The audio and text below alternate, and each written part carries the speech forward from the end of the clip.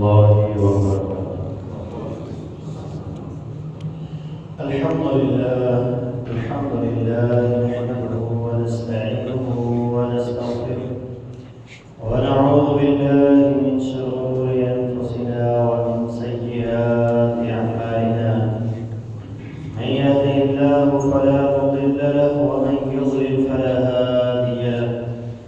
أشهد أن لا إله إلا الله وحده لا شريك له وأشهد أن محمدا عبده ورسوله. اللهم صل على محمد وعلى آل محمد كما صليت على إبراهيم وعلى آل إبراهيم إنك حميد مجيد.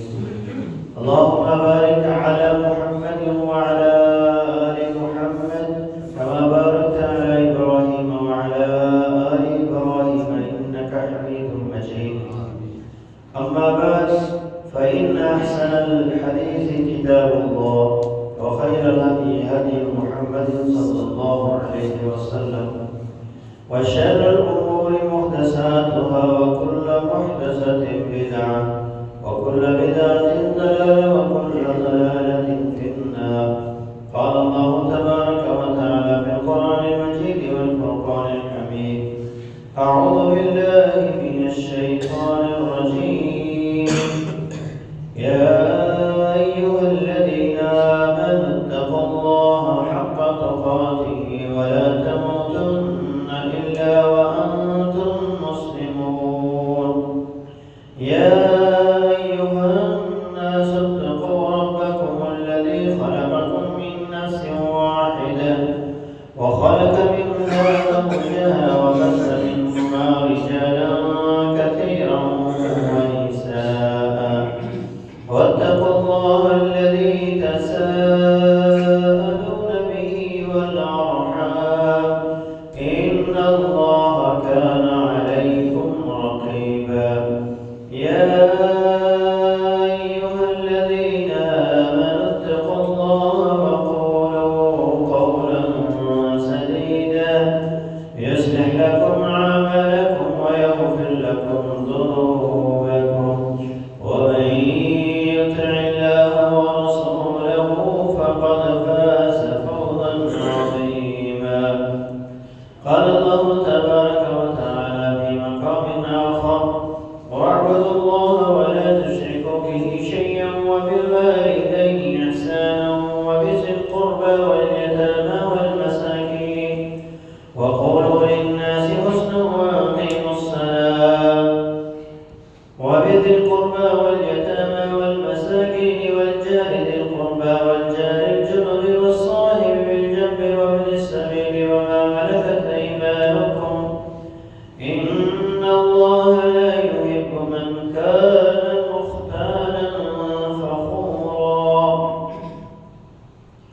तमाम किस्म की तारीफ़ात किबरियाई बढ़ाई बेहताई अल्लाह वहदहु ला शरीक के लिए है। अल्लाह ताला की पाकीज़ा व बरकत हम्द व सना के बाद आमीन लातदाद दुरूद व सलाम नबी मुहम्मद सल्लल्लाहु अलैहि वसल्लम की ज़ात अक़दस पर। बरादरान इस्लाम, बुजुर्गों, दोस्तों, पर्दा नशीन माओ बहन बेटियों,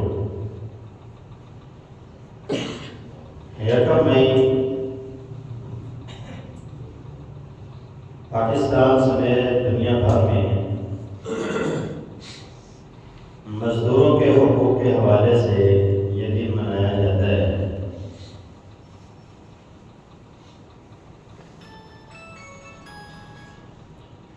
इस्लाम ऐसा प्यारा दीन है कि जो सिर्फ एक दिन की बात नहीं करता, हर रोज की रहनुमाई को हमें मुहैया करता है। ये नहीं है कि वालिदैन का हक सिर्फ एक दिन ही है, बीवी बच्चों का हक सिर्फ एक दिन है, मजदूरों का हक सिर्फ एक दिन है, हमसायों का हक सिर्फ एक दिन है। रोजाना की बुनियाद पर वो हमें रहनुमाई करता है और हर किस्म की जुल्म और ज्यादती से हमें वो बचाता है।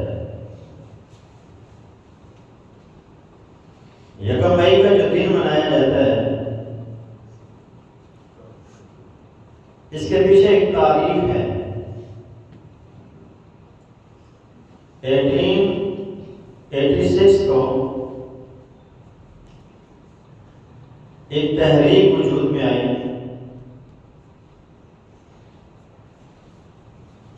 کہ ایک ریلی نکالی گئی شکاگو کے اندر۔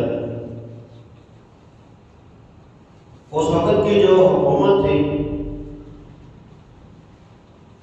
اس نے اس ریلی پر لاٹھی چارج کا حکم دیا، جس کے نتیجے میں 4 آدمی وہیں فوت ہو گئے، 20 کی تعداد میں لوگ زخمی ہوئے اور سینکڑوں کی تعداد میں لوگوں کو جیلوں میں ڈال دیا گیا۔ یہ تحریک چلتی رہی۔ پھر 1889 کے اندر فیصلہ آ گیا اور مزدوروں کو، ملازموں کو ان کا حق دے دیا گیا۔ اس سے پہلے مالک جو چاہتا تھا وہ اپنے مزدوروں سے، اپنے ورکروں سے کام کرواتا تھا۔ جو حقوق 1889 میں مزدوروں کو ملے، اسلام نے وہ حقوق 1400 سال پہلے ہی لوگوں کو دے دیے تھے۔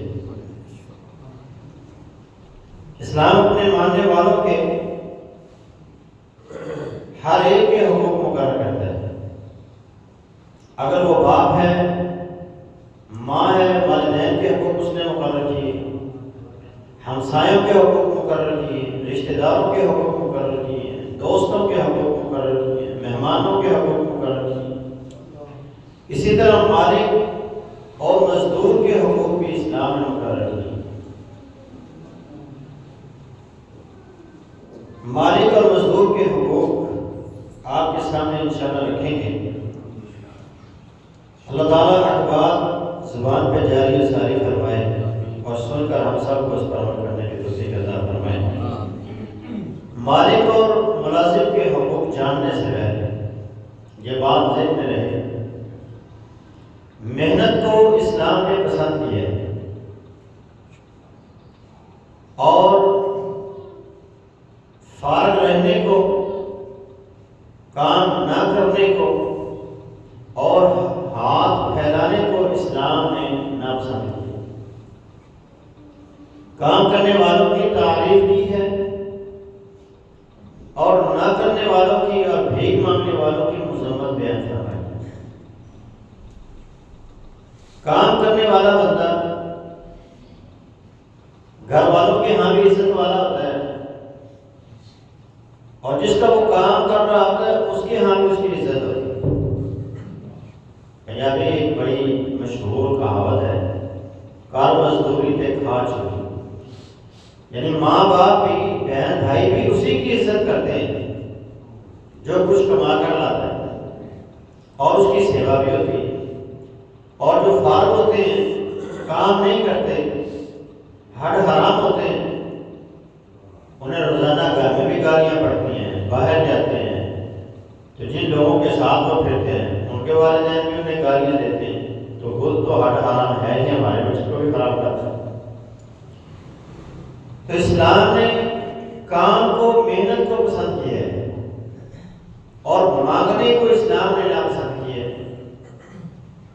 کام جیسا مرتے ہو انسان کو کرنا چاہیے، کوئی کام چھوٹا نہیں ہوتا، چھوٹی ہے تو انسان کی اپنی سوچ ہے۔ جس طرح کوئی ذات چھوٹی نہیں ہوتی، سب آدم کی اولاد ہے، فرق سوچ کا ہے، نظریات کا ہے کہ ہمارا نظریہ یہ بن چکا ہے یہ ذات چھوٹی ہے، یہ حقیر ہے، یہ ذات بڑی ہے، یاد آ کوئی کام چھوٹا نہیں ہے۔ کام کرنے والا جب کام کرتا ہے تو اللہ اس کو اس کا صلہ عطا کر دیتا ہے۔ کسی کام کے اندر آپ محسوس نہیں کرنی چاہیے۔ اب دیکھیں آج جن کاموں کو ہم حقیر سمجھتے ہیں وہ سارے کام اللہ کے نبیوں نے کیے، وہ سارے کام اللہ کے نبیوں نے کیے۔ بکریاں چرانا، بکریاں باندھنا، آج ہمارے یہاں اس بندے کی کوئی عزت نہیں ہے، یہ بکریاں چرانے والا ہے۔ لیکن نبی علیہ السلام فرماتے ہیں ما بعث اللہ نبیا الا رعی الغنم، جتنے بھی نبی اللہ نے کائنات کے اندر مبعوث کیے ہر نبی نے بکریاں چرائیں۔ فقال اصحابہ وانت یا رسول اللہ، تو نبی علیہ السلام کے صحابہ نے کہا اللہ کے رسول آپ نے بھی بکریاں چرائی؟ فرمایا ہاں، كنت ارعاها على قراريط لاهل مکہ، میں مکے والوں کی فلاں قبیلے کی بکریوں کو چرایا کرتا، اتنے اتنے پیسے لیا کرتا تھا۔ اللہ کے نبیوں نے بکریاں چرائیں اور اس کام کو حقیر نہیں سمجھا۔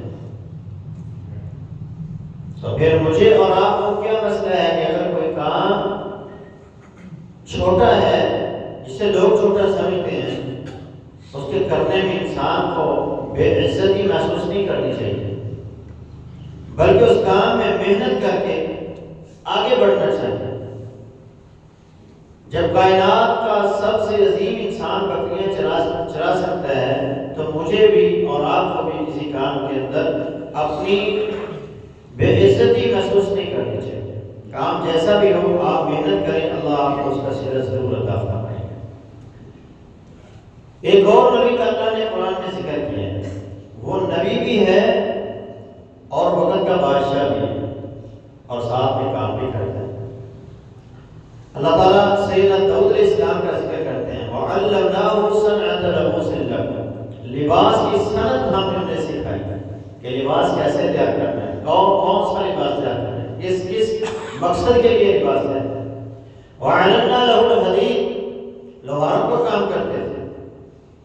اللہ تعالیٰ نے ان کے بازوں میں، ان کے ہاتھوں میں اتنی قوت اور طاقت انہیں عطا فرمائی کہ وہ اپنے ہاتھوں سے لوہے کو جس طرف چاہے موڑ دیتے، ہاتھوں سے اپنے لوہے کو مروڑتے اور اس سے لباس زرہ تیار کرتے تھے، اور ایسا لباس تیار کرتے جو انسان پہنتے تھے، لڑائی کے وقت بھی اور گرمی کے وقت بھی وہ انسان کے کام آتا، ایسی زرے بناتے ہیں، ایسا لباس بناتے ہیں۔ سیدنا ادریس علیہ السلام کے بارے میں آتا ہے کہ وہ درزیوں کا کام کرتے تھے، درزیوں کا کام کرتے تھے، اور ہر ٹانکے کے اوپر وہ سبحان اللہ الحمدللہ اللہ تعالیٰ کے تعریفی کلمات پڑھتے تھے، اتنی اللہ کی وہ تسبیحات کرتے تھے۔ حضرت آدم علیہ السلام کے بارے میں مفسرین لکھتے ہیں کہ وہ کھٹی کا کام کیا کرتے تھے، زراعت کا کام کیا کرتے تھے، کھیتی باڑی کیا کرتے تھے۔ کپڑا بننا سب سے پہلے آدم علیہ السلام نے سیکھا اللہ تعالیٰ سے، اور وہ آگے امت کو سکھایا۔ آج ہمارے یہاں لوگ انہیں کمی کمی سمجھتے ہیں، یہ تو کمی کا مطلب اگر حقیر سمجھا جائے تو پھر تو غلط بات ہے، اگر کمی کا مطلب کام کرنے والا تو پھر تو ٹھیک ہے، جس طرح نماز پڑھنے والے کو مصلی کہا جاتا ہے، تو کام کرنے والا اگر ہے کمی تو پھر ٹھیک ہے، وہ کمی ہے کام کرنے والا، پنجابی کے اندر آپ کہہ سکتے ہیں۔ لیکن حقارت کی نظر سے آپ کسی کو نہیں دیکھ سکتے، کسی کے کام کی وجہ سے آپ کسی کو حقیر نہیں سمجھ سکتے۔ صحابہ کو دیکھیں، وہ بھی ہر طرح کی محنت اور مزدوری کرتے تھے اور کسی کام کے اندر اپنے لیے آر محسوس نہیں کرتے تھے۔ حضرت ابوبکر صدیق رضی اللہ تعالیٰ عنہ نبیوں کے بعد تمام امتوں میں جنہیں سب سے زیادہ رتبہ اور مقام حاصل ہے، ان کے بارے میں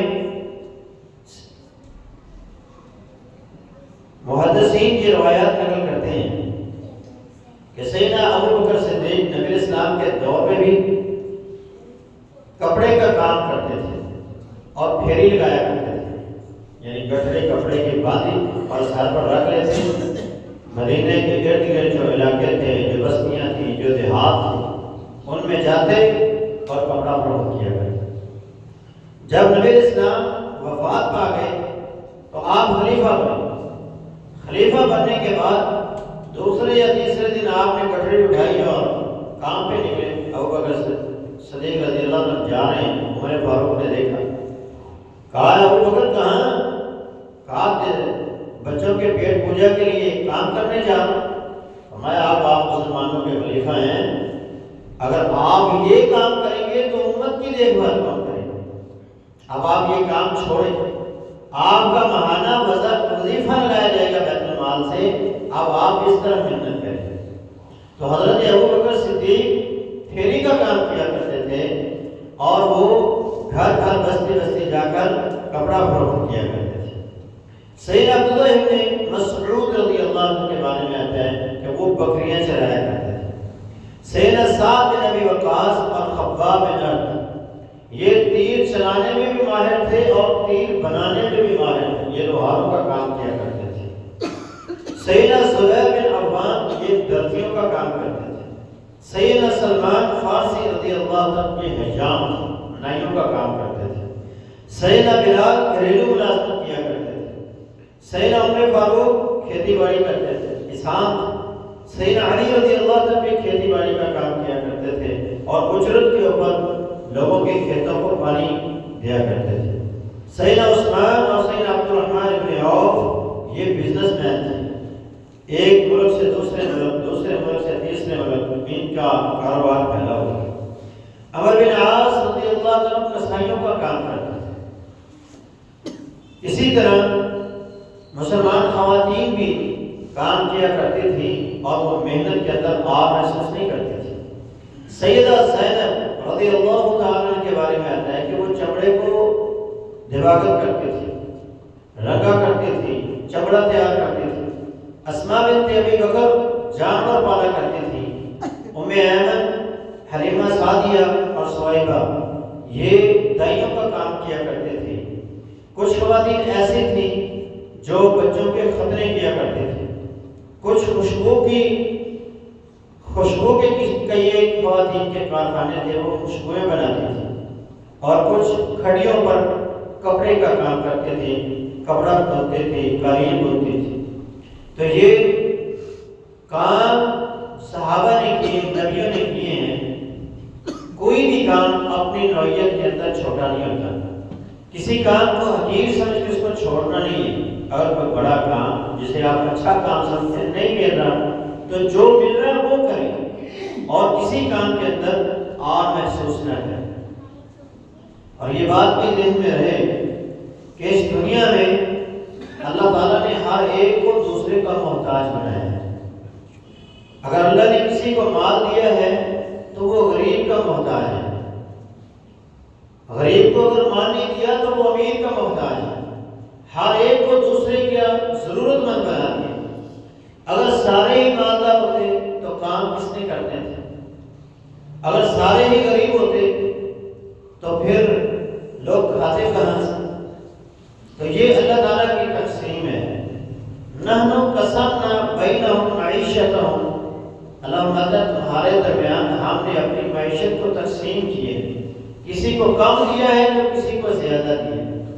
اب کرنا کیا ہے کہ اگر کسی کے پاس کم ہے تو وہ اس پہ صبر کرے، اور اگر کسی کے پاس زیادہ ہے تو وہ اس پہ شکر کرے اور ساتھ ساتھ عاجزی اور انکساری بھی کرے. یہ نہیں ہے کہ اللہ نے اگر مال دے دیا تو وہ متکبر ہو جائے، تکبر کرنے لگ جائے، فرعون بن جائے. ایسا کام نہ کرے. اگر اللہ نے مالدار بنایا ہے تو پھر آپ اللہ کا شکر ادا کریں اور عاجزی میں رہیں، تکبر نہ کریں اور غرور نہ کریں. اور اگر اللہ نے آپ کو کچھ کم دیا ہے تو آپ اس پر صبر اور شکر کریں. محنت کرنے والا بندہ، مزدوری کرنے والے بندے کی اللہ تعالیٰ نے اور اس کے پیارے حبیب نے عظمت کو بیان کیا ہے اور اس کی اللہ اور اس کے رسول کے ہاں کیا عزت اور کیا مقام ہے. اس بارے میں پہلی حدیث ہے سیدنا مقدام رضی اللہ تعالیٰ عنہ سے فرماتے ہیں اللہ کے نبی صلی اللہ علیہ وسلم نے فرمایا ما بقر احد طعاما قط خیرا من ان یأکل من عمل یدہ. آدمی جتنا بھی کھانا کھاتا ہے، جو بھی نوالے انسان لیتا ہے، ان میں سب سے بہترین نوالے وہ ہیں کہ وہ اپنی محنت کی کمائی سے کھاتا ہے. انسان جو اپنی محنت کے بلبوتے پر کھاتا ہے، جو وہ اپنا کما کر لاتا ہے اور پھر کھاتا ہے، وہ کھانا اس کے تمام کھانوں میں سب سے بہترین کھانا ہے. آگے آپ نے فرمایا وَإِنَّ نَبِيَّ اللَّهِ داؤد كَانَ يَأْكُلُ مِنْ عَمَلِ يَدِهِ، اللہ کا نبی داؤد وقت کا بادشاہ بھی ہے، پھر بھی وہ اپنی محنت کی کمائی سے کھایا کرتے تھے۔ تو ہر بندے کو محنت کی کمائی سے کھانا چاہیے، جو وہ کھائے گا وہ اس کی بہترین کمائی ہوگی، وہ اس کا بہترین کھانا ہوگا۔ نبی علیہ السلام مزدور کی بڑی عزت کیا کرتے تھے۔ صحابہ کہتے ہیں ہم نبی اسلام کے پاس بیٹھے ہوئے تھے، ایک ہٹا کٹا نوجوان ہاتھ میں کڑاہی لیے ہوئے اور کندھوں پہ رسی رکھے ہوئے جلدی سے دوڑے دوڑے جا رہے ہیں۔ تو ہم نے کہا کاش جس طرح یہ پھرتیاں کام کرنے کے اندر دکھا رہا ہے، ایسی یہ پھرتیاں دین کے معاملے میں بھی دکھا رہا ہے۔ تو نبی علیہ السلام نے فرمایا سنو میرے صحابہ، ان کان خرج یسعى علی ولدہ صغارا فهو فی سبیل اللہ، اگر یہ اپنے چھوٹے چھوٹے بچوں کے لیے محنت کے لیے جا رہا ہے تو یہ بھی اللہ کے راستے میں جہاد کرنے کے برابر ہے۔ وَإِن كَانَ خَرَجَ عَلَىٰ أَبَوَيْنِ شَيْخَيْنِ كَرِيمَيْنِ، اور اگر یہ اپنے بوڑھے والدین کے لیے محنت کے لیے جا رہا ہے فَهُوَ فِي سَبِيلِ اللَّهِ، تو یہ بھی اللہ کے راستے میں جہاد کرنے والے کے برابر ہے۔ پھر آپ نے فرمایا وَإِن كَانَ خَرَجَ عَلَىٰ نَفْسِهِ يُعِفُّهَا فَهُوَ فِي سَبِيلِ اللَّهِ، اگر یہ اس لیے جا رہا ہے تاکہ یہ اپنا ہاتھ لوگوں کے سامنے نہ پھیلائے، مانگنے سے یہ بچ جائے، تو یہ بھی اللہ کے راستے میں جہاد کرنے والے مجاہد کے برابر ہے۔ اور آگے آپ نے فرمایا وَإِن كَانَ خَرَجَ رِيَاءً وَفَاخِرَةً فَهُوَ فِي سَبِيلِ الشَّيْطَانِ، اور اگر یہ فخر کے لیے جا رہا ہے، کما اس لیے رہا ہے، محنت اس لیے کر رہا ہے، واہ واہ ہو، بلے بلے ہو، اور غرور اور تکبر کے لیے یہ کام کر رہا ہے، تو یہ اللہ کے راستے میں نہیں بلکہ شیطان کے راستے میں جا رہا ہے۔ کمانے کا مقصد یہ ہو کہ میں اپنے بیوی بچوں کا پیٹ بھروں، میں لوگوں کے سامنے ہاتھ پھیلانے سے بچ جاؤں گا، اپنے بوڑھے والدین کی خدمت کے لیے جا رہا ہوں، کماؤں گا تو ان پہ خرچ کروں گا، تو ایسا بندہ مجاہد فی سبیل اللہ کے برابر اجر ہوتا ہے۔ ایک بندہ جہاد کے لیے گیا ہوا اور ایک بندہ یہ کام کر رہا ہے، ہمارے نوٹ کے اوپر بھی لکھا ہوتا ہے نا، رزق حلال عین عبادت ہے، کبھی غور سے دیکھو پر لکھا ہوگا رزق حلال عین عبادت ہے، مطلب یہ کہ رزق حلال کمانا بھی عبادت ہے۔ جس طرح نماز روزہ حج زکوٰۃ عبادت ہے، اسی طرح رزق حلال کمانا بھی عبادت ہے۔ کبھی انسان اسلامی حدود اور قیود کے اندر رہ کر وہ شرائط وہ ضوابط جو اسلام نے مقرر کی ہیں کہ اس سے باہر نہیں جانا، یہ کمانا ہے، یہ نہیں کمانا، ان پابندیوں کے ساتھ رزق کماتا ہے، اللہ کے حق کے ساتھ ساتھ بندوں کے حق بھی ادا کر رہا ہوتا ہے، تو اس کا وہ کام اور رزق کمانا بھی، اس کا دنیا کے کام کرنا بھی عبادت کے اندر شمار ہوتے ہیں۔ دوسری حدیث، صحابہ کہتے ہیں نبی علیہ السلام کے پاس ایک بندہ ہے، اس نے آگے کہا اللہ کے رسول مجھے کچھ دے دیجئے، غربت ہے، افلاس ہے، بڑا ضرورت مند۔ تو نبی علیہ السلام نے اس سے کہا تیرے پاس کچھ ہے؟ اب ذرا دیکھیے ہماری حالت اور اس وقت صحابہ کی حالت اور غربت کا حال۔ نبی علیہ السلام نے کہا تیرے گھر میں کچھ ہے؟ اس نے کہا ایک پانی کا پیالہ ہے اور ایک زمین پر بچھانے والی چٹائی ٹاٹ، اس کے علاوہ میرے گھر میں کچھ نہیں۔ اب ذرا اندازہ کریں میرے اور آپ کے گھر میں کیا کچھ نہیں۔ وہ کچھ نہ ہونے پر بھی اللہ کے بندے بنے رہتے۔ ہمارے گھروں میں تو 7 سال کا راشن پڑا ہوتا ہے، گندم پڑے ہوتے ہیں، چاول پڑے ہوتے ہیں، ایک ایک بچے کے 10 15 سوٹ پڑے ہوتے ہیں، 5 6 جوڑے پڑے ہوتے ہیں، جوتوں کے جوڑے پڑے ہوتے ہیں بچوں، بیویوں کا لباس، ہمارا لباس، لیکن پھر بھی ہم اللہ سے دور ہیں، نہ شکری ہر وقت ہماری زبان پہ ہوتی ہے۔ تو نبی علیہ السلام نے فرمایا وہ ٹاٹ اور وہ پانی کا پیالہ لے آؤ۔ اب وہ پیالہ لایا، آپ نے صحابہ کو کہا کون ہے جو مجھ سے یہ 2 درہم میں خریدے گا؟ حالانکہ اس کی 2 درہم قیمت نہیں تھی۔ نبی علیہ السلام نے وہ 2 درہم میں بیچ دیا، 1 درہم کا کلہاڑا لیا اور 1 درہم کی رسی اور دستہ لیا۔ وہ دستہ اپنے ہاتھ سے اس میں ڈال کے کہا 15 دن تک مجھے نظر نہ آنا، چلے جاؤ اور محنت کرو۔ اب وہ جنگل کی طرف جاتا، سارا دن وہاں سے لکڑیاں کاٹتا، عصر کے وقت وہ لکڑیاں اٹھاتا، بازار میں آ کر فروخت کرتا، اپنے گھر کا نظام بھی اس کا چل گیا۔ اور چند دنوں کے بعد وہ نبی اسلام کے پاس آیا اور اس کے پاس 10 درہم تھا۔ اس سے پہلے اس کے پاس کچھ نہیں تھا، اب اس کے پاس 10 درہم ہے۔ نبی اسلام نے فرمایا یہ 10 درہم تیرے لیے بہت بہتر ہے اس چیز سے کہ قیامت کے دن تو اللہ کے سامنے آتا اور تیرے جسم پر، تیرے چہرے پر بوجھ نہ ہوتا، تیرا چہرہ داغدار ہوتا، اس ذلت سے تو بچ گیا اور دنیا میں بھی تو عزت کما رہا۔ اب محنت کر رہا ہے تو اس کا صلہ بھی اللہ تجھے دے رہا ہے اور تو اچھا کما رہا ہے، اب اچھا کھائے گا۔ تو کسی کام کو حقیر نہ سمجھے، محنت کرے، محنت کرنے والے مزدور کی عزت اللہ کے ہاں بہت بڑی ہے۔ نبی علیہ السلام مزدوروں سے بڑی محبت کیا کرتے تھے، محنت کرنے والوں کی بڑی عزت کرتے تھے۔ نبی اسلام ایک دفعہ مدینے کی کسی گلی سے گزر رہے تھے، آپ نے دیکھا کہ حضرت ابو ذر غفاری رضی اللہ عنہ اپنے مزدور کو، اپنے خادم کو، اپنے غلام کو گالی دی۔ تو نبی علیہ السلام نے فرمایا یا ابا ذر اعیرت بامہ، اے ابو ذر تو نے اس کو اس کی ماں کی گالی دی ہے؟ انک امرؤ فیک جاہلیہ، اسلام تو نے قبول کر لیا لیکن جاہلیت ابھی بھی تیرے اندر باقی ہے، جاہلیت ابھی بھی تیرے اندر باقی ہے۔ پھر آپ نے فرمایا اخوانکم خولکم جعلہم اللہ تحت ایدیکم، یہ تمہارے بھائی ہیں جنہیں اللہ نے تمہارے ماتحت کیا۔ میری اور آپ کی کیا اوقات ہے ہم کسی کو اپنا ملازم رکھیں؟ یہ تو اللہ کی رحمت ہے کہ اس نے ہمیں مالدار کر دیا، اس نے ہمیں صاحب ثروت لوگوں میں شامل فرمایا اور ہم نے خادم رکھے، ملازم رکھے۔ تو نبی علیہ السلام فرماتے ہیں یہ تمہارے بھائی ہیں جنہیں اللہ نے تمہاری ماتحتی میں دیا ہے۔ فمن کان اخوہ تحت یدہ فلیطعم مما یاکل ویلبسہ مما یلبس، جس کے ماتحت اس کے غلام ہو، خادم ہو، اس کو چاہیے کہ جن کھانوں سے وہ خود کھاتا ہے وہیں سے ان کو بھی کھلائے، جو وہ خود لباس پہنتا ہے وہی لباس ان کو پہنا ہے۔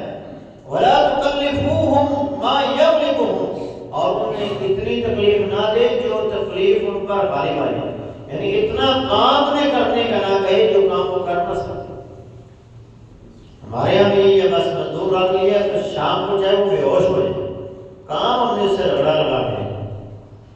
اللہ نے کہا وہ تمہارے بھائی ہیں، اگر تمہارے ماتحت ہو گئے کمزور ہیں تو یہ اللہ کی تقسیم ہے، اگر وہ تمہارے ماتحت ہیں تمہارا حق بنتا ہے ان کے ساتھ خیر خواہی والا معاملہ۔ گھروں میں اگر اللہ نے تمہیں ملازمت سے مالا ہوا ہے، تمہارے گھروں میں ملازم ہیں تو انہیں اچھا لباس دو، انہیں اچھا کھانے کے لیے دو، اچھا پہننے کے لیے دو۔ حضرت ابو ذر غفاری کی اس کے بعد کیفیت یہ ہوئی کہ جب وہ نکلتے گھر سے تو جتنا لوگ ان کے خادم بھی ہوتا اتنا ہی وہ اپنے سر پہ بھی رکھتے، آدھا آدھا بانٹ کے، جو لباس وہ خود پہنتے وہی لباس اپنے غلام کو بھی پہننا تھا۔ چلو اگر اتنا نہیں ہوتا تو انسان کے ساتھ ادب و احترام سے پیش آئے، گالی گلوچ سے بچے، ان پہ مشقت زیادہ نہ ڈالے۔ کام لیں، آپ نے پیسے دینے ہیں، کام لینے ہی لینے، لیکن اتنا نہ ڈالیں کہ وہ کام ان کے لیے مشقت بن جائے اور وہ اس کام کو کر نہ سکے۔ آپ ان کو گالی نہیں دے سکتے، وہ ہمارے بھائی ہیں، انہیں اچھا لباس دینا ہے اور ان پر زیادہ بوجھ نہیں ڈالنا۔ آپ اپنے ملازموں کے لیے، اپنے خادموں کے لیے دعا کیا کریں۔ ہماری عادت یہ نا کہ ہمارے پاس کوئی اگر فیکٹری میں کام کرتا ہے، کارخانے میں کام کرتا ہے، ہم کہتے ہیں یہ ساری زندگی یہاں ہے، یہاں سے اوپر نہ جائے، یہ زیادتی ہے۔ ان کے لیے دعا کیا کریں۔ جس رب نے آپ کو دیا ہے اسی رب سے آپ ان کے لیے بھی مانگیں۔ آپ کا رزق کم نہیں ہوگا، جو اللہ نے آپ کو دیا وہ آپ کو ملنے ہی ملے، وہ خادم نہیں رہے گا تو کوئی اور خادم اللہ آپ کو دے دے گا، وہ ملازم نہیں رہے گا تو کوئی اور اللہ آپ کو ملازم دے گا۔ نبی اسلام کے حدیث سے جابر اس کے حدیث کے راوی ہیں، آپ نے فرمایا لا تدعوا علی انفسکم، اپنے آپ کے لیے بد دعا مت کیا کرو۔ ہمارے اکثر لوگ جب تک پڑھ جاتے ہیں کہتے ہیں اللہ انا تو میں موت ہی دے، اے دن تو میں اٹھائیں، اے دن بیٹھ کے اللہ دے تو پہلے میں موت آ جائے۔ اس طرح کی کلمات اپنی زبان پہ نہیں نکلتا۔ ہمیشہ اپنے لیے اچھی دعا کریں، ولا تدعوا علی اولادکم، اور نہ ہی اپنے بچوں کے لیے بد دعا کریں۔ جس طرح مائیں اکثر کاندھے تنگ پڑ جاتی ہیں، بچے باہر نکلتے ہیں یا ٹرک تلے آگے بڑھے وہ جلدی مار جاتے ہیں۔ نبی اسلام نے منع کیا اس چیز سے کہ آپ اپنے بچوں کو بد دعا مت دو۔ جب ہم بد دعا دے رہے ہیں تو اس حالت میں دعا دیں گے تو اللہ خوش ہوگا۔ ولا تدعوا علی خادمکم، اور اپنے ملازم اپنے خادم کے لیے بھی بد دعا نہیں کریں۔ نبی علیہ السلام تشریف فرما تھے، مدینے کے انصار نبی السلام کے پاس آئے، یعنی کتنی انہیں اپنے خادموں کے ساتھ محبت تھی۔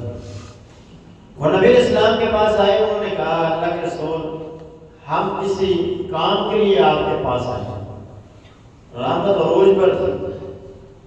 تو نبی السلام نے فرمایا سارے مدینہ آج جو مانگو گے ملے گا، آج جو مانگو گے رب سے دعا کروں گا رب آپ کو عطا کرے گا۔ وہ دنیا دار تو تھے آخرت کی متلاشی تھی، جنت کے متلاشی تھی۔ جب انہوں نے یہ بات سنی تو انہوں نے کہا اللہ کے رسول تھوڑا سا ٹائم دے۔ آپ نے کہا ٹھیک ہے، وہ سائڈ پہ ہوئے، مشورہ کیا، کہا آئے تو دنیا کی نہر کے لیے تھے، پانی کے لیے تھے، لیکن اب معاملہ کچھ اور ہو گیا ہے، اب اللہ سے کچھ اور مانگا۔ فرمایا اللہ کے رسول ہمارے لیے بخشش کی دعا کر، دنیا ترک کر۔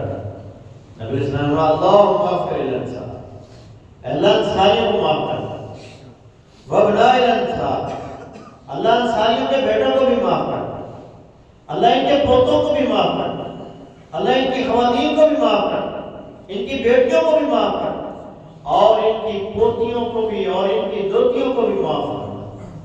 جب صحابہ نے یہ کہا سنا تو کہا اللہ کہ ہمارے خادموں کے لیے بھی دعا کرو، اور میں اللہ ان کے خادموں کو بھی معاف کرتا ہوں۔ تو آپ اپنے خادموں کے لیے دعا کیا کریں، انہیں بد دعائیں مت کیا کریں۔ اور آگے آپ نے فرمایا ولا تدعوا علی اموالکم، اپنے کاروبار پر اپنے مال کے لیے بھی بد دعا نہ کیا کریں، کیونکہ کچھ وقت ایسے ہوتے ہیں کہ جب بندہ دعا کرتا ہے بد دعا کرتا ہے فوراً وہ دعا قبول ہوتی ہے۔ تو اس لیے ہمیشہ اچھی دعا کریں، اپنے لیے، اپنے چاہنے والوں کے لیے، اپنے ملازموں کے لیے، اپنی اولاد کے لیے، اپنے بیوی بچوں کے لیے۔ یہ نبی اسلام کی سنت ہے کہ وہ اپنے خادموں کے لیے دعا کیا کرتے ہیں۔ نبی اسلام کی خدمت میں حضرت انس رضی اللہ عنہ نے 10 سال نبی اسلام کی خدمت کی ہے۔ فرماتے ہیں 10 سال نبی اسلام نے مجھے مارنا تو دور کی بات ہے کبھی ڈانٹا بھی نہیں۔ پھر فرماتے ہیں میرے لیے نبی اسلام نے دعا کی اللہم اکثر مالہ و ولدہ، اللہ اس کا مال بھی بڑھا دے اس کی اولاد بھی بڑھا دے۔ کہتے ہیں مال اتنا ہو گیا کہ ایک بستی گیا کئی بستیاں میرے جانوروں سے بھر گئی، اور پھر اولاد میری اتنی ہوئی کہ میرے پوتے پوتیاں میرے بیٹے بیٹیاں جن کی تعداد 100 سے زیادہ ہے۔ تو یہ اللہ تعالیٰ کی عطا ہے۔ آپ اپنے خادموں کے لیے اپنے ملازموں کے لیے دعا کریں، جب آپ ان کی عدم موجودگی میں ان کے لیے دعا کریں گے آپ کے پاس فرشتہ کھڑا ہوگا اور کہے گا اللہ جو یہ اس کے لیے مانگ رہا ہے پہلے اس کو بھی عطا کرے۔ تو اللہ آپ کے رزق کے اندر بھی آپ کے لیے بھی اللہ تعالیٰ برکتوں کا نزول فرمائے۔ ملازم اگر غلطی کرتے ہیں، خادم اگر غلطی کرتے ہیں تو ان کے ساتھ کیا سلوک ہے؟ سیدہ عائشہ فرماتی ہیں ما ضرب رسول اللہ صلی اللہ علیہ وسلم خادما قط ولا امرأة، نبی اسلام نے پوری زندگی میں نہ کسی بیوی کو مارا اور نہ کبھی کسی خادم کو مارا۔ سیدہ عائشہ ہی فرماتی ایک آدمی نبی اسلام کے پاس آیا، آ کر بیٹھ گیا اور کہا اللہ کے رسول آپ کہتے ہیں ملازموں کے ساتھ حسن سلوک کریں، لیکن ہمارے ملازم جو ہیں ہر جگہ پہ ہر طرح کے لوگ پائے جاتے ہیں، ہمارے جو خادم ہیں، ہمارے جو ملازم ہیں، آپ نے جو کام کہتے ہیں وہ کام نہیں کرتے، پھر ہمیں غصہ آتا ہے، پھر میں ان کو مارتا ہوں، انہیں گالی دیتا ہوں۔ نبی اسلام نے فرمایا کہ اگر تو ان کی زیادتی تمہاری زیادتی سے بڑھ گئی تو پھر تو تمہیں اس کا حساب قیامت کے دن دینا ہوگا۔ جیسے آپ نے آیت پڑھی وَنَضَعُ الْمَوَازِينَ الْقِسْطَ لِيَوْمِ الْقِيَامَةِ، قیامت کے دن اللہ فرماتے ہیں ہم ترازو قائم کریں گے، فَلَا تُظْلَمُ نَفْسٌ شَيْئًا، کسی جان کے ساتھ ذرہ برابر بھی ناانصافی نہیں کی جائے گی، وَإِنْ كَانَ مِثْقَالَ حَبَّةٍ مِّنْ خَرْدَلٍ أَتَيْنَا بِهَا وَكَفَىٰ بِنَا حَاسِبِينَ، اگر کسی نے کسی کے ساتھ ایک ذرہ کے برابر بھی، رائی کے دانے کے برابر بھی زیادتی کی ہوگی تو وہ بھی لائی جائے گی اور ہم حساب میں بڑے ماہر ہیں، پورا حساب کیا جائے۔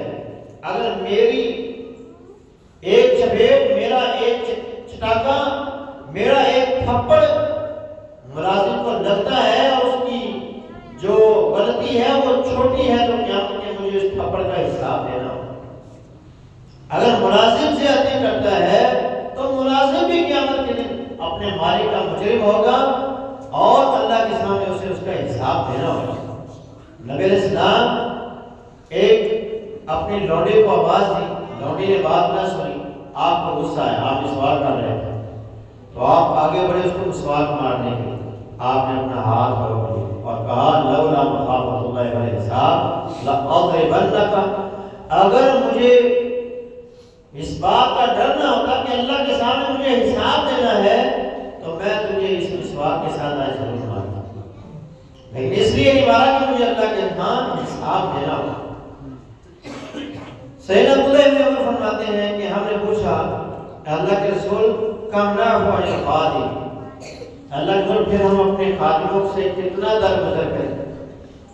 تو نبی اسلام خاموش ہے، پھر سوال کیا گیا، پھر خاموش رہے، پھر سوال کیا تو آپ نے فرمایا اوفوا عنہ کل فی کل یوم 70 مرہ، اگر دن میں 70 غلطیاں بھی کرے پھر بھی معاف۔ ہم تو ایک چھوٹی چھوٹی غلطی پر ماں بہن کی گالیاں نکالنا شروع ہو جاتے ہیں، اور یہ تو وہ خادم ہی نہیں، یہ وہ والے خادم نہیں ہیں جنہیں لوگ خریدتے تھے اور خرید کے پوری زندگی کے لیے اپنا غلام بناتے، یہ تو صبح آتے ہیں شام کو چلے جاتے ہیں، اس کے باوجود ہم انہیں اتنی ننگی اور اتنی گندی گالی دیتے ہیں کیا ضرور شرم کے انسان کا سر جھک جاتا ہے۔ ہر بندے کو اپنا مقام یاد رکھنا چاہیے۔ آپ اگر اپنے ملازم کو گالی دیتے ہیں تو وہ بھی آپ کو گالی دے دے آگے سے تو آپ کی عزت کیا رہے گی؟ آپ اس کو ماں کی گالی دیں، وہ آپ کو آگے سے 2 گالیاں نکال دیں تو پھر آپ کی کیا عزت رہے گی؟ اپنا سٹیٹس اور اپنا مقام ذہن میں رکھیں، اللہ نے آپ کو بڑا بنایا تو آپ بڑے پن کا مظاہرہ ہے، مارنا تو دور کی بات ہے۔ آپ نبی اسلام کی سیرت کو دیکھیں گے تو وہ اپنے خادموں کو، اپنے غلاموں کو کبھی ڈانٹا بھی نہیں کرتے تھے۔ خادم کا، ملازم کا جو حق ہے وہ وقت پر اسے دینا چاہیے، یہ نہیں ہے کہ پہلی تاریخ کو اس کی اجرت بنتی ہے اور آپ 10 تاریخ کو دیں، اگلے مہینے 15 تاریخ کو دیں، اگلے مہینے 20 تاریخ کو دیں، اگلے مہینے 25 تاریخ کو دیں اور اس سے اگلے مہینے پھر 31 کو دیں، 1 مہینے کی آپ کھا گئے۔ یہ ظلم ہے، آپ کو قیامت کے دن اس کا حساب دینا ہوگا۔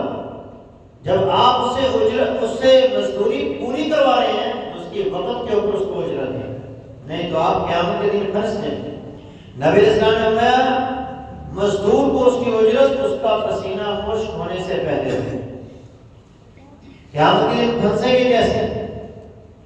دنیا میں اگر کوئی مزدور، کوئی بندہ کیس کر دیتے ہیں کہ میرے پیسے اس نے دینے دے نہیں رہا، تو یہاں تو ہم سفارش کروا لیتے ہیں، جج خرید لیتے ہیں، وکیل خرید لیے جاتے ہیں، انصاف بک جاتا ہے، لیکن اللہ کی بارگاہ میں ایسا نہیں ہوگا۔ اللہ کی بارگاہ میں کیا ہوگا؟ نبی علیہ السلام فرماتے ہیں اللہ مزدور کا مظلوم کا خود وکیل ہو اور خود ہی جج ہو اور پھر اللہ فیصلہ کرے گا. آپ فرماتے ہیں ثلاثۃ انا خصمهم یوم القیامہ. اللہ فرماتا ہے 3 لوگوں کے لیے میں خود وکالت کروں گا قیامت کے دن. رجل عطا بی ثم غدر، جس بندے نے میرے نام پر کوئی عہد معاہدہ کیا اور پھر دھوکہ دے. ورجل باع حرا فاکل ثمنہ، وہ بندہ جس نے کسی آزاد بندے کو بیچ دیا. ورجل استاجر اجیرا فاستوفى منه ولم يؤت اجره، اور وہ بندہ جس نے کوئی مزدور رکھا اور اس کو اس کی پوری اجرت نہ دی. یہ بندہ قیامت کے دن آئے گا اور اس کے خلاف اللہ وکیل خود ہوگا اور خود ہی اللہ اس کے خلاف فیصلہ صادر. تو جو آپ مزدور رکھتے ہیں اس کو اس کی اجرت اس کے وقت پر ادا کر دیں. اگر ایک دوسرے کا حق ادا کرے، یعنی مالک مزدور کا حق ادا کرتا ہے اور مزدور مالک کا حق ادا کرتا ہے. ان کے بارے میں اللہ کے نبی صلی اللہ علیہ وسلم نے کیا ارشاد فرمایا؟ فرمایا ثلاثۃ لا یؤولهم الفضاء الاکبر. 3 بندے ایسے ہیں جنہیں قیامت کے دن کی بڑی گھبراہٹ بھی نقصان دہ پہنچائے گی.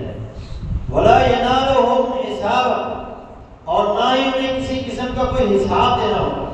ہم علی کثیب من المسک، اور وہ خوشبو کستوری کے ٹیلوں پر ہوں گے. حتی یفرغ من حساب الخلائق، یہاں تک کہ اللہ لوگوں کے حساب سے فارغ ہو جائے. لوگوں کا حساب ہو رہا ہوگا اور وہ بندہ جو اپنے مالک کا حق ادا کرتا ہے اور وہ مالک جو اپنے مزدور کا حق ادا کرتا ہے، نبی علیہ السلام فرماتے ہیں یہ بندے کستوری کے ممبروں کا کستوری کے اونچے اونچے ٹیلوں پر ہوں گے اور انہیں کسی قسم کا کوئی حساب بھی نہیں دینا ہوگا اور قیامت کے دن کی کسی قسم کی گھبراہٹ بھی انہیں تکلیف نہیں دے گی. پہلا بندہ تو وہ مزدور ہے اور وہ مالک. دوسرا بندہ جو بندہ قرآن پڑھتا ہے اللہ تعالیٰ کی رضا کے لیے اور وہ کسی قوم کی امامت کرواتا ہے، اس قوم کے لوگ اس سے راضی ہوتے ہیں، یعنی ہم ہیں، میں ہوں، دوسرے قاری صاحب ہیں. اگر آپ لوگ ہم سے راضی ہوں گے تو ہم بھی اور آپ بھی قیامت کے دن کستوری کے ممبروں پر ہوں گے اور اونچے اونچے ٹیلوں پر ہوں گے اور کسی قسم کا کوئی حساب نہیں دینا ہوگا. دوسرے نمبر پر ودائی یدعو الی الصلوات ابتغاء وجہ اللہ، وہ مؤذن ہے جو اذانیں دیتے ہیں، جو اللہ کے رضا کے لیے اس کی خوشنودی کے لیے اذان پڑھتا رہتا ہے. قیامت کا دن آئے گا اللہ اس کو بھی کستوری کے اونچے ٹیلوں پر رکھے گا اور اسے کسی قسم کا کوئی حساب نہیں دینا. تیسرا بندہ وہی ہے کہ جو بندہ اپنے مالک کا حق ادا کرتا ہے یا مالک ہے جو اپنے مزدوروں کا حق ادا کرتا ہے. تو یہ 3 بندے قیامت کے دن ہر قسم کی گھبراہٹ سے محفوظ ہوں گے اور امن کے اندر ہوں گے اور کستوری کے ممبروں پر ہوں گے اور کسی قسم کا انہیں کوئی حساب بھی دینا نہیں ہوگا. اللہ تعالیٰ ہمیں اگر مالک ہیں تو اللہ ہمیں اپنے مزدوروں کا حق ادا کرنے کی توفیق عطا فرمائے. اگر ہم کسی کی ملازمت کر رہے ہیں تو اللہ ہمیں اپنے مالک کے بھی پورے حقوق ادا کرنے کی توفیق عطا فرمائے.